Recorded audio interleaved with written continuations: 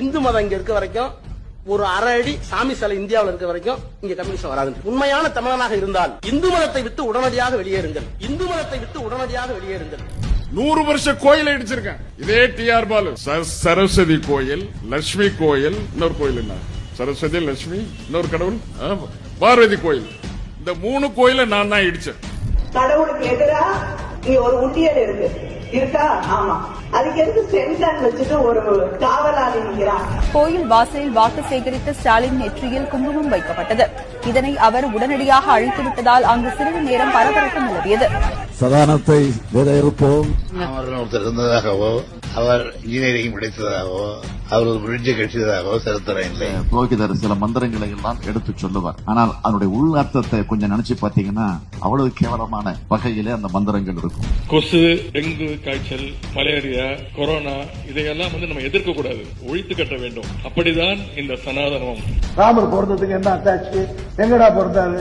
இப்படி கட்டியிருந்தா, கும்பா கட்டியிருந்தா அது மசூதி, உயரமா கட்டியிருந்தா அது தேவாலயம், நிறைய அசிங்கமான பொம்மைகள் எல்லாம் இருந்தா அது கோவில்.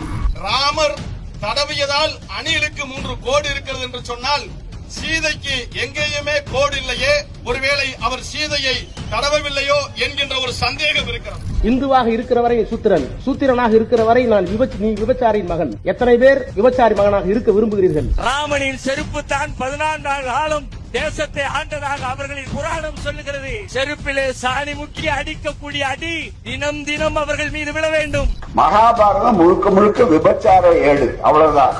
அதுக்கு போறா விபச்சாரத்திலேயே பிறந்து விபச்சாரத்திலேயே வளர்ந்து விபச்சாரத்திலேயே முடிஞ்ச கதை.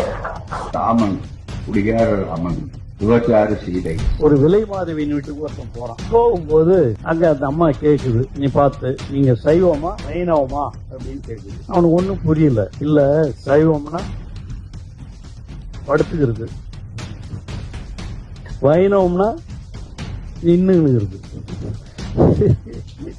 நின்னுங்கனா 5 படுத்தா 10, நின்னுங்கனா 5 படுத்தா 10.